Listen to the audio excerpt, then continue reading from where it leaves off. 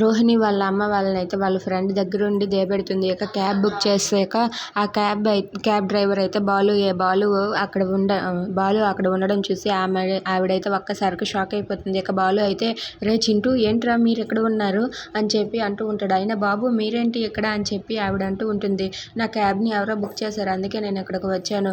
సరేనండి రండి. అయినా మీరు అప్పుడు అలా మమ్మల్ని అక్కడే వదిలేసి వెళ్ళిపోవడం మేము చాలా ఫీల్ అయ్యాం తెలుసా. మీనా అయితే ఇంకా బాధపడిందండి అని చెప్పి అంటూ ఉంటాడు. అది విని ఆవిడైతే కంగారు పడుతూ ఉంటుంది. ఇంతలో బాలు అయితే దారిలోనే మా ఇంటికి వెళ్ళి కొంచెం సేపు మాట్లాడి వెళ్దాం రండి అని చెప్పి బాలు అయితే ఆవిడని అలాగే బాబుని వాళ్ళ ఇంటికి అయితే తీసుకుని వస్తాడు. ఇంతలో అటుగా రోడ్డు పైన ఆటోలో వస్తున్న రుక్మిణి అయితే వాళ్ళ అమ్మ బాలులను చూసి ఒక్కసారిగా షాక్ అయిపోతుంది.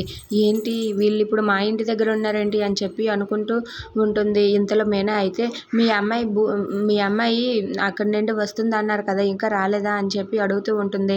ఆ మాటలకు అవునమ్మా మా అమ్మాయి ఇంకా సింగపూర్లోనే ఉంది అని చెప్పి అంటూ ఉంటుంది. అదేంటండి అప్పుడు దుబాయ్ అన్నారు, ఇప్పుడు సింగపూర్ అంటున్నారు, అసలు మీ అమ్మాయి ఎక్కడ ఉందని చెప్పి మీనా ఆవిడ్ని అడుగుతుంది. ఆ మాటలకు అక్కడ ఉన్న రుక్మిణి అలాగే వాళ్ళ అమ్మ ఒక్కసారిగా షాక్ అయ్యి అలా ఉండిపోతారు.